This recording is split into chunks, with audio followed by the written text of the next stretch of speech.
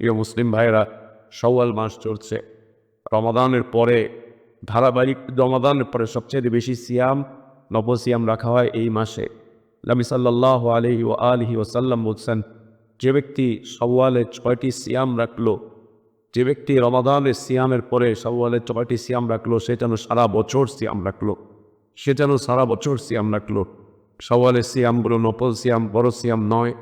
আমরা চেষ্টা করি সবাই শাওয়ালের সিয়ামটাকে পালন করতে, শাওয়ালের সিয়াম রাখতে। শাওয়ালের সিয়াম এই সারা মাস ব্যাপী যে কোনো সময় রাখা যায়, একসাথে ধারাবাহিকভাবেও রাখা যায়, ছেড়ে ছেড়ে ভিন্ন ভিন্নভাবেও রাখা যায়। মহিলাদের জন্য বিষয়বস্তু হচ্ছে, যাদের রমাদানের সিয়াম চুকে গিয়েছে, তারা আগে রমাদানের কাদা সিয়াম পালন করবেন নাকি আগে শাওয়ালের সিয়াম পালন করবেন।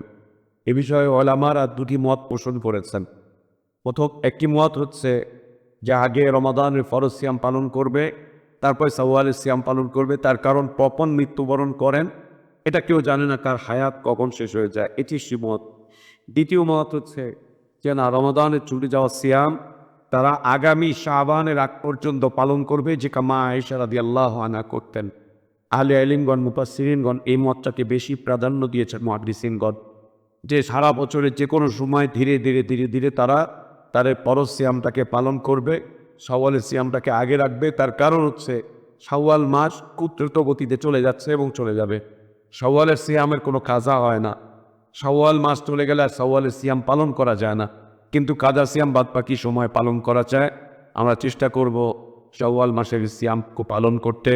এই সিয়ামটুকু পালন করার মাধ্যম দিয়ে আমরা যেন সারা বছর সিয়াম রাখার সওয়াব অর্জন করতে পারি। আল্লাহ আমাদেরকে সেই তৌফিক দান করেন।